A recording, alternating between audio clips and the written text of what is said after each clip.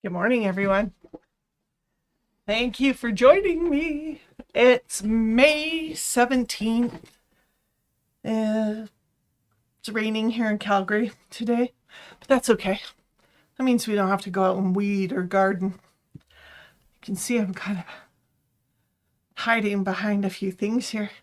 We're going to announce the winners of the Doom and Gloom project. Thank you to everyone who played along. We really appreciate your participation. We are so pleased you shared your projects with us and your friends, and the voting was fierce, so fierce. We had to count a couple, 3 times or so, and a couple different people counted, and we did our very best to make sure that we only counted 1 vote per person. So if your mother voted for you 5 times, we gave her 1. That just seemed fair. Hey, Patty. So there we go. Because we are recorded and it's, not everyone can join us on Friday mornings. Let's get to the announcements. All right. So, first, second, third place prize. Third place. Denise Bennett. So, when you have a minute, Denise, drop by, pick up your gift box. There's a little something in there for you. I hope you enjoy this. We tried to pack the gift baskets to what we know about you. So hopefully we got it right. If not, re-gifting is a thing. And I don't have a problem with that. So Denise Bennett, third place, congratulations. Good job. Second place, neck and neck, first and second. Look, so close. Can't even tell you how close. Second place, Maria Pendle. Congratulations. Appreciate your entry. I love that it was made out of my fabric, but in the store we chose not to vote. But got a lovely gift basket for you and a little something inside. So when you have a minute, come see us. Come pick that up. Hope you enjoy it. Whew. And then big drum roll. Glenda Iwaniak. He won by a margin so close. You guys just wouldn't believe how neck and neck this was. Because we were counting and then counting and recounting and double checking because it was so close. We just needed to be sure. So Glenda, congratulations. You won by a slim margin, but doesn't matter. Who cares? You got a lovely big basket and it's so big I have to get it off the table. Otherwise you might not be able to see what we're about to do today. And oh, hey, Peggy, nice to see you. Yeah, thanks, Patty. Congratulations to everyone. And I threw in a little bonus surprise. So if you had an entry, and there were many of you, I have a little something for you as well. So next time you're in the store, or next time you place an order, if you don't live anywhere near us, and that's a thing, we just wanted to say, thanks for playing. We have a little something for everyone. So, and really there was, no winners, no losers. There was no participant ribbons either, but kind of, we've got some fun for you. So do come in and get that. If you have, we have everyone's name on everything. So, yay. Now, what's supposed to happen today is our Ask Anne segment. So I do thank you for sending in your questions. If I don't answer it today, you are on the next agenda. And we kind of lumped a couple of the questions together here because they're related. And we will be touching on them in answering one or two other questions. So we've put them all together. The Wendy Watson asked us about grain on knits. So how does that work? So I've got some samples here. I'll walk you through them. I'll show them to you. Audrey Hewlett. Oh my goodness. Trooper you are. What you're trying to do, she has a baby quilt. She's trying to stitch it together and is getting frustrated beyond all get out. And I can understand why, because if you don't know how to handle the fabrics, it could be a pain in the patooter. But that's okay. I'm here. I have answers for you, because some people would just tell you don't do that. Don't mix those things up. But I'm here to tell you, you can sew anything if you have the right tools, which includes knowledge, which not all of us have. But I'm really excited about this segment because there's so much stuff in my head and I'd love to share it. We've been talking a lot around the store about, are you the keeper of knowledge? Because keepers of knowledge, that is not a good thing. The best thing you can have is disseminators of knowledge. And so it's all well and good to be the keeper of knowledge, but the knowledge is meant to be shared. So I hope that you all enjoy this. And then Tina Bantle, she had a question about what might be the best way to hem and knit t-shirt, shorts, etc. With a sewing machine. If you don't have a cover stitch machine. So I'm here to answer that too, because all three of those are quite related. And then we have some other questions, and we'll get to them in another segment. I'm away for the next little bit, so I won't be participating in Facebook Live for the interim. I am heading off to Rotary International, who's having our once a year lovely huge convention where Rotarians from around the world all come into some city somewhere and share and inspire and network and try to do good in this world. And I'll be in Singapore. The most exciting thing, though, is I'm going to Singapore to volunteer in the booth for Calgary.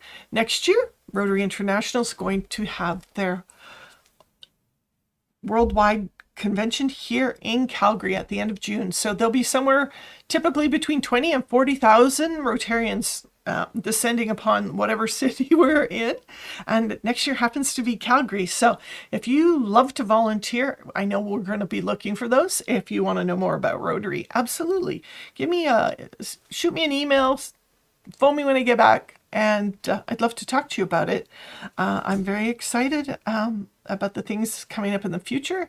I have a booth at Rotary International besides the Calgary booth that I'm volunteering in with some friends. We have a project down in the islands, Hispaniola, Haiti, and the Dominican Republic. So those of you who've known me or been here a while, you know that I have a passion for service. So away we go. All right, so let's talk about grain first. I think that would be the wisest place to start. Yeah, that's this camera. Alrighty, so I have here, I brought in several different pieces, all knits. They all have different properties. They all feel slightly different. This black piece, I'll see if I can get it high enough there, but it stretches a lot. You can kind of see the ribbing in that. Well, this technically is ribbing, quite commonly found on the ends of jackets and sweatshirts and that sort of thing. Ribbing has no north-south stretch typically to speak of, but has boatloads of stretch this way. I mean, let's put this here. Let's start here. Right now I've got about a 6-inch piece, and I can stretch this without trying too hard to double. So I'm on 12 inches. I took a 6-inch piece. The most interesting thing is typically there's a really good memory and it bounces back, because this is how we kind of squeeze in and out of our jackets, right? Or our sweatshirts. We'll squeeze in and out. This is a little smaller than I would need it on a jacket. But ribbing mostly stretches this way quite easily, substantially.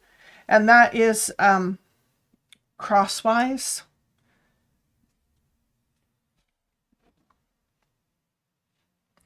Let's give us that. So crosswise grain, no stretch on the length. Very similar to cotton. I have a piece of cotton here as well. So this piece of cotton looks a bit like a piece of denim. There's no discernible stretch north-south, and some stretch east-west or selvage to selvage. Selvage to selvage is the width. Parallel to the selvage is the lengthwise grain in all fabrics. The difference on a knit is diagonal. So from this corner up here to this corner here, there's a lot more stretch. On a knit, it has a little bit of stretch on the diagonal as well, but not the same as this, certainly. Okay. This is a piece of Fireside. A lot of us are really liking this to back quilts, makes great hoodies, sweatshirts, that sort of thing. It's a lovely piece of fabric, and it makes a great backing. Audrey's using it on the front in conjunction with a cotton, and she's having some issues. So we're going to try to solve those for her today. So Fireside, same. This is the selvage right here. You can kind of see it on the little bumps there on camera. So again, on the width, it has pretty good stretch, but has none on the length. So what happens to people is they get a different reaction when they sew across it than up and down, because up and down's not moving, but across can move, and a fair amount. So that was Fireside. This is what people refer to as Cuddle or Minky, depending on the brand. Again, this is the selvage. You can kind of see the tenterhook holes from where it was on the machinery. There's not a lot of give along here, but again, a lot of give in the width. Not like the ribbing. The ribbing is knit to stretch because of the job it's meant to do. So Cuddle and Minky, those products, flat back, fuzzy front. Same with Fireside, flat back, kind of from the back looks like a t-shirt maybe. And then of course the nice soft loops on the front. Then this red piece that I have here is a t-shirt knit, and let me see if I can find this red piece, t-shirt knit. Also sometimes interlock is a name for something about this weight. And on the width is where all the stretch is, and this one's a very stretchy one. So I'm going to just flat measure from the selvage here over to there. 15 inches is what I have here. And I can stretch it 10 more inches. So we're like, we went from 15 to 26, no problem. This particular piece, there's a lot of stretch on the selvage here. Kind of similar to what we're getting across. I'm going to go here from 11 inches. Let's see how far we go. That's 16 without hurting myself pulling it. So this one we would quite often refer to as a four-way. Typically four-way stretch materials are Bodywear. They're a lot more comfortable, right, when you're bending and stretching. So exercise wear and casual wear, that's where you're going to find those. Then we have this piece here. We're a little stymied by this one. I used to work in a knitwear place here in Calgary, actually. I was there for sure during the 88 Olympics, and we made sweatshirts and t-shirts, and so many of them for all the printers back then. If you remember the 80s, if you don't remember the 80s, it's okay. But this one's interesting. It has no selvage. This fabric is a tube. That's pretty normal. We used to get a lot of our t-shirt knits in tubes, and a lot of ribbing comes circular. And so that's doesn't faze me at all. But from fold to fold, of course, that would be width. This one has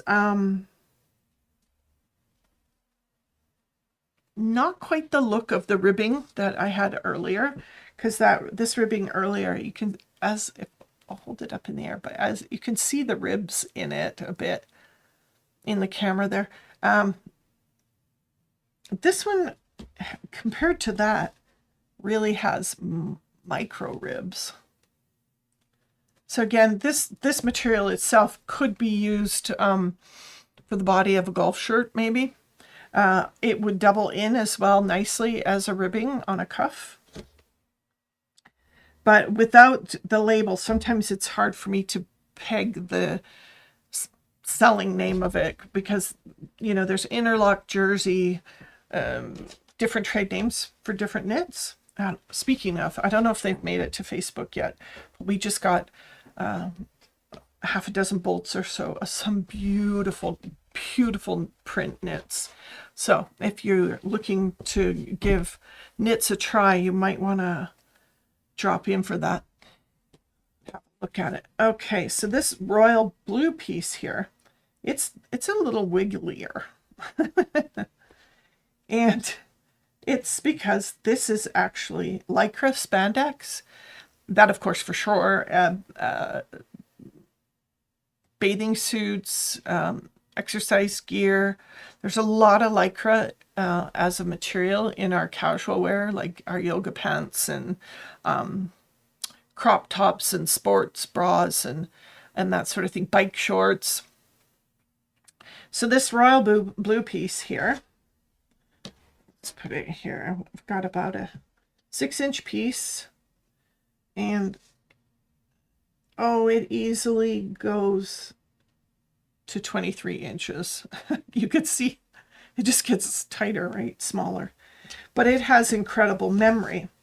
And this one also does have some stretch in the length, because of course that kind of wear, yoga wear and that sort of thing, you're bending, you're stretching, your body is definitely moving in 4 directions.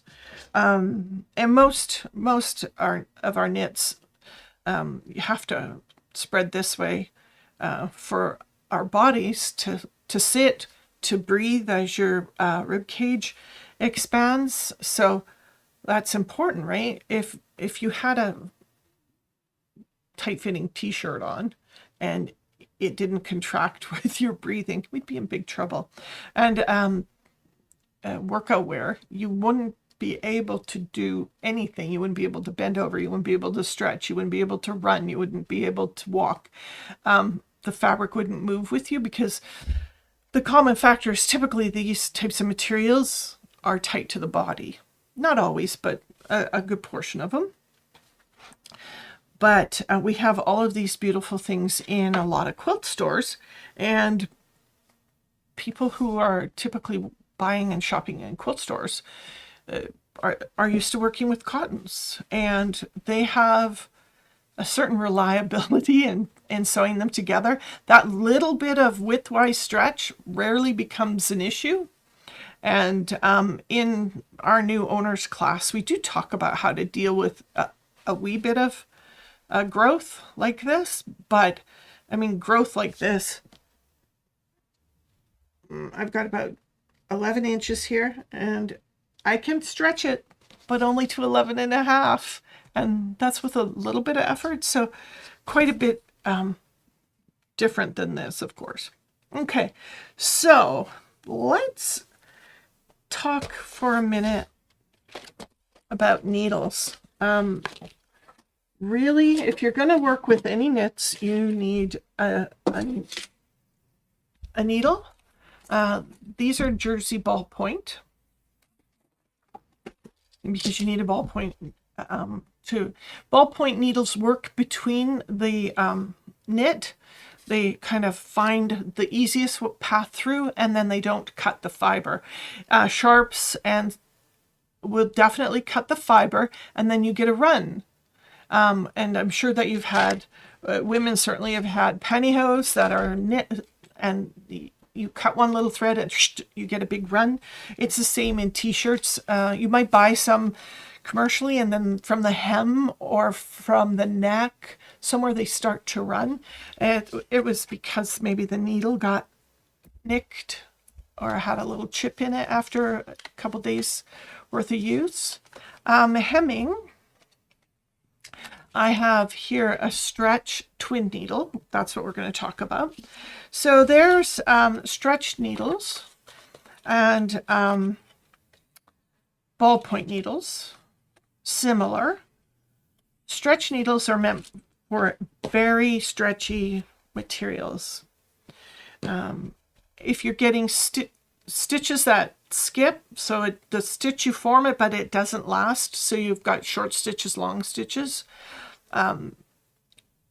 it's fighting with the knit, and you're going to have to try a different needle. So if you have ballpoint, you might try to find one that has stretch, because universals are sort of they're neither sharp nor ballpoint. They're kind of a little hybrid in the middle. Ballpoint or rounder and stretch are designed again a little bit differently. There's some really good information on the Schmetz website. If you need more needle information, I would certainly send you to them. They are the experts in the field. They have some lovely downloadable charts in that. Perhaps we can get the links up in the comments today. Hey. Oh, Maureen, that's off topic, but I use, Maureen's asking, what needle size do I recommend for rope bowls? It honestly depends on your thread. If you're just using a regular Mettler sewing thread, which is what I use, you can get away with it. 80 denim, and the denim's designed to pierce bulk, and you only need a 80. You don't need, people are saying you need 16s and 20s. You do not, unless you're trying to sew through something you shouldn't be. But most clothesline is soft. Okay, so I have with me a t-shirt, right? Just standard everyday t-shirt.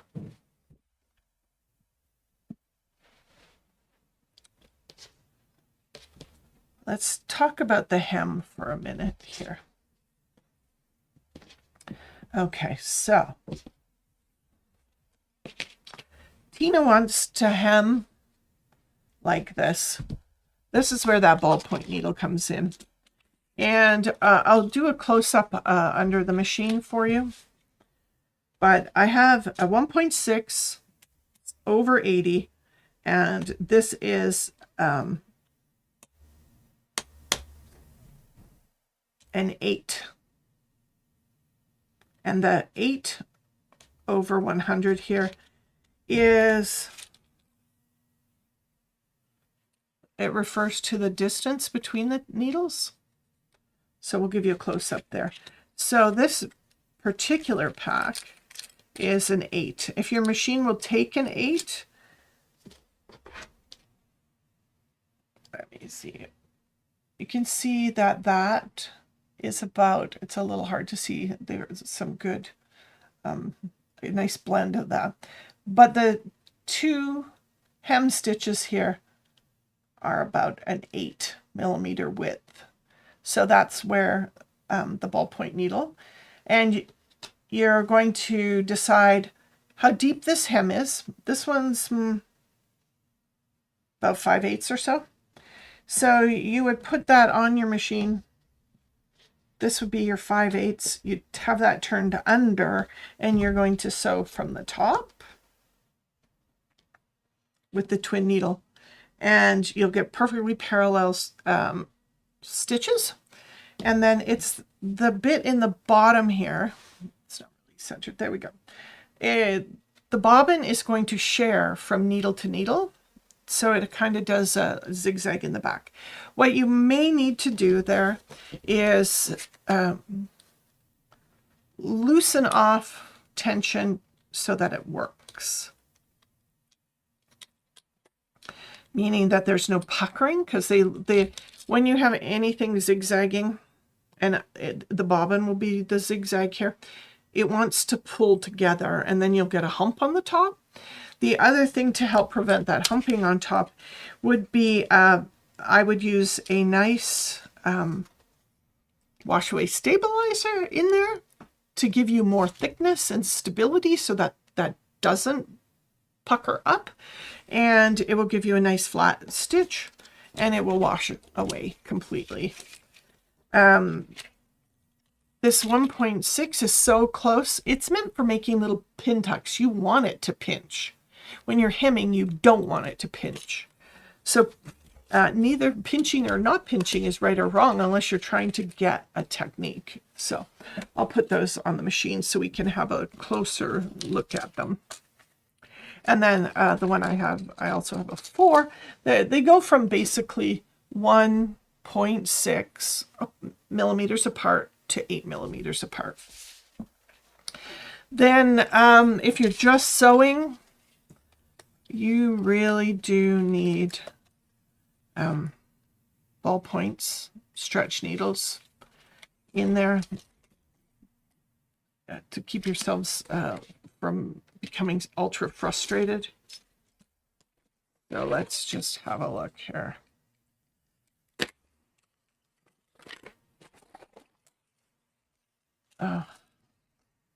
There we go. And you match your needle to the thread. Needles make a certain size hole. The bigger they are, the bigger the hole, to accommodate thicker thread.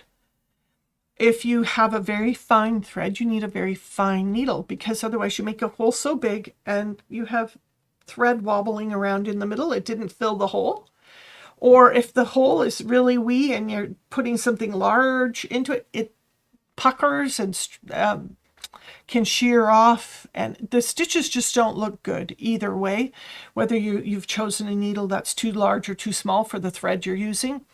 So if you must use that thread, you need to change your needle. If you must use that needle, you need to change your thread. And it's just really that simple. The needle makes a hole big enough to accommodate the thread going in and out, because the thread meets in that hole, right? So if you're getting funny little stitches and they almost look zigzag, quite likely the needle is the wrong size for the thread you're using. And you get perfectly straight stitches when you have a good match. And that's just a matter of testing. And what I would do is, you know, your leftovers, your cutoffs from whatever you're making, test on there. Remember, two kinds of people in the world: those who test and those who wish they had. So let's take a walk to the machine. I'm not going to be on camera there. I'm a little too far off frame, so I'll just turn that off. Oh, hey, Lana, good morning to you too. All right. So I'm going to bring along my pieces to demonstrate getting some cuddle stitched to some cotton, or pardon me, fireside. I'll just take that back a little bit. All right, so right now I'm just going to set the machine up for a center straight stitch.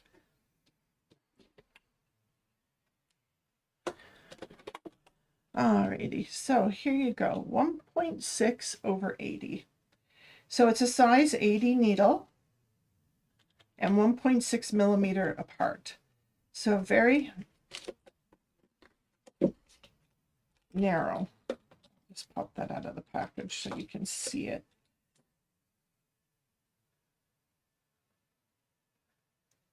Maybe that's where I see how narrow they are. So that is the spacing between the two needles, the 1.6. Then we have this 4. And it's also a small needle. It's a 75. And the measurement on the package is 4.0 over 75. So 4.0, the difference between the two, and size 75.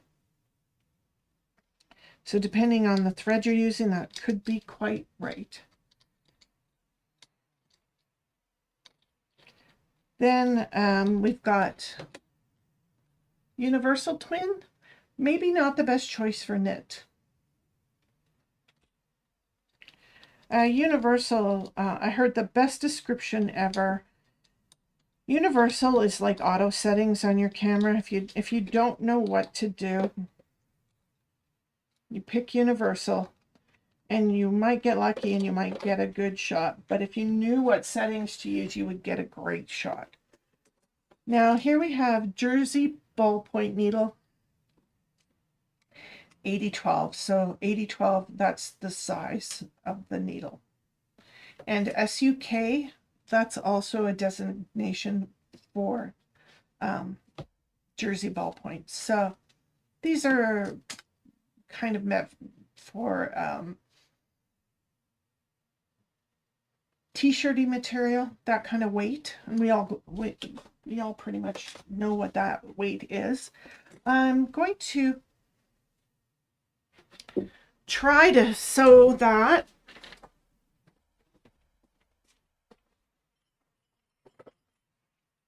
Just going to go cut myself 2 pieces the same size.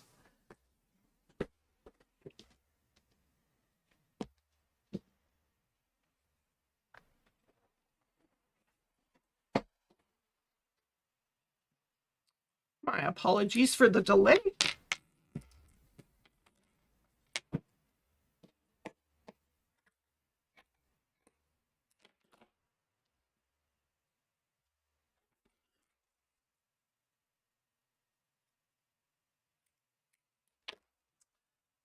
So there we are, 2 pieces about the same size.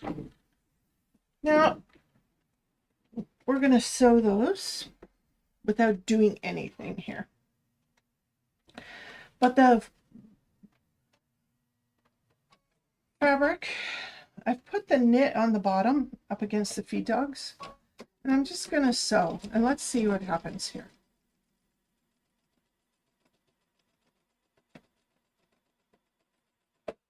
I am using the brother. Sometimes this makes a difference, sometimes it doesn't.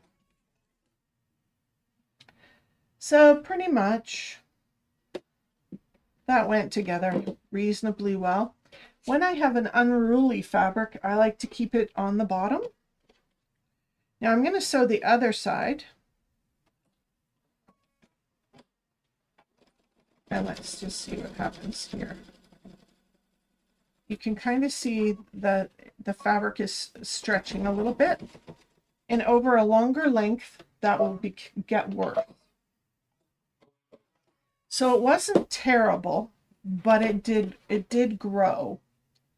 The gray fireside, it stretched under the foot.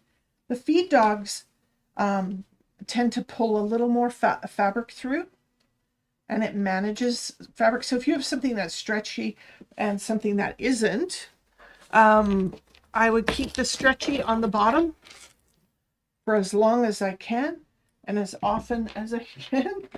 But of course, in quilting, now your next option and your best option is a walking foot, or if you have a machine like a brother that has a move it foot, this is something that will help you a lot. If you own a Bernina, Bernina has that dual feed going on in the back. Let's just talk about that a minute. There's a little mechanism on them that comes down from the front, or pardon me, from the back. And you see, when you have just a regular foot, you've got metal in this U shape, a regular foot. So it makes contact with the side feed dogs and these back feed dogs. Most people don't even really recognize that there's more feed dogs here in the center back. Let's just take a little tighter look at those. So there we are. There's a set of 3 on this machine back here. And then the 2 that typically work with the sides of your foot. But these ones in the middle, they work with this piece. Now on the feet that have an opening here on Bernina, there's a mechanism that comes down and it kind of looks like a feed dog from the top. And it gives you some extra pull there. And then the move it foot has more grab on the top, and so does a standard walking foot. They come down, they land and pull with the feed dog. So you get an even distribution of push-pull kind of through the machine, which really helps. Hello, Anne, with an E. All right, I'm just gonna cut that off there. But over a great amount of length, you're going to have more stretch if you're using a standard foot. If you don't have the ability to use a walking foot, then do your very best to keep the stretchier material on the feed dogs. I hope that helps Audrey. That should solve a good chunk of problems for Miss Audrey and her baby quilt. Now, I'm just going to leave the regular foot on, which again might not be the best choice for hemming, but let's give it a whirl.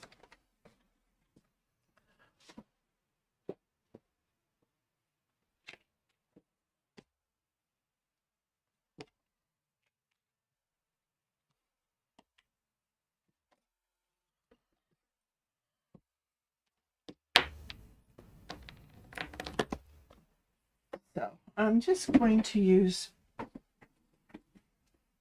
little more of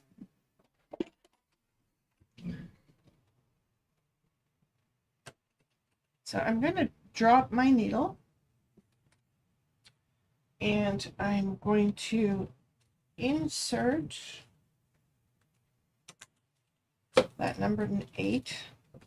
And even though that says Bernina on the package, it's the right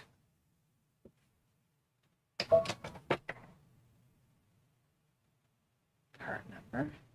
except we're gonna have a small problem. And I want to make sure that you understand this. An 8 might not fit everyone's machine. And it should not fit this machine. It kind of barely does, but the hole here is actually supposed to be a 7mm hole. You can see that the needle is scraping both edges of that. So you want something that's going to fit your machine, and that one does not. So we'll go back to a more narrow twin needle.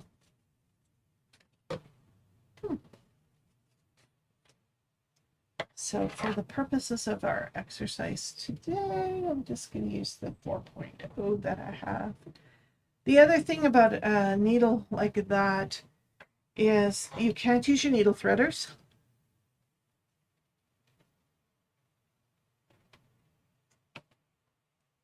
You need to manually thread them. I'm going to grab another thread and I'm going to run it through the machine. And sometimes this doesn't work. And I'm going to bypass that, can't quite see. I'm going to bypass this upper thread guide there. I'm going to skip it for this one. What you want to do is try to keep the two threads away from each other. And sometimes you get lucky and this all works on the first go. Sometimes it doesn't, and you have to rethread. There's nothing you're doing wrong. But if you can clearly see two paths to threading, you must try to use those. So there's our knit. I'm going to turn it over half inch 5/8. And then you'll use the marks on the front here. We're just going to do a test here. And with the twin needle, you're just going to start slow because it's either going to work or it's not. And adjustments might need to be made. You might have to loosen or tighten your upper tension. You might need to loosen or tighten your bobbin if you can. For all intents and purposes, it seems like it's going well. So I'll just speed this up a wee bit. If you find stretching is happening, you have no option of walking foot or a move it foot, you can lighten the pressure. And sometimes having that water-soluble stabilizer in there is also helpful. Also, I would recommend against using automatic thread cutters, so turn them off. So, I had beige in the bottom. Maybe not the best choice. It blends in with that gray. But you can sort of see that it's traveling between the two needles. And then I have that double hem look that you'll see. If this fabric wasn't as thick as it was, I'd have some tunneling. But for the most part, I'm happy with how this is turning out, except I do think over time and space, it will stretch. So I might switch to that move it foot or a walking foot. So here's a close-up of the back and the front. And you can maybe see like those stitches. The 8 fit nicely on there, but they would not fit on this machine because the widest zigzag on this machine, I do believe, is only a 7. Yep, a 7. So you wouldn't want to use an 8 needle because it's too wide for the machine. All right, so I'm hoping that solves Tina's problem. And I hopefully have saved Wendy some trauma. Here we go.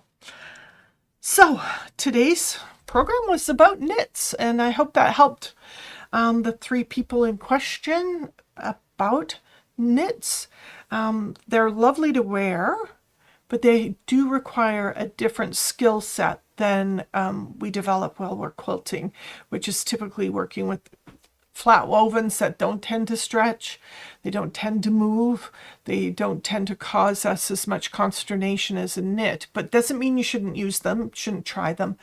But with this column of Ask Anne, I'm hoping to solve some of those problems for you. Keep your questions coming in. There's a link on our homepage, www.mysewingroom.ca, and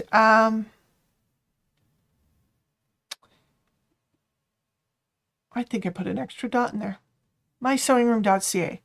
Head to our webpage and watch for the Ask Anne banner. Click on that and submit your questions. You can always submit them through education@mysewingroom.ca if that doesn't, the webpage doesn't work for you. Hey. So thank you for joining me, and I'll see you along the way. Appreciate your attendance. Did you want to come say hello to the... I have interlopers in my studio. Anyway, thank you, everyone. Talk again soon. Enjoy the rain. Go sew. It's a perfect day for it. Bye for now.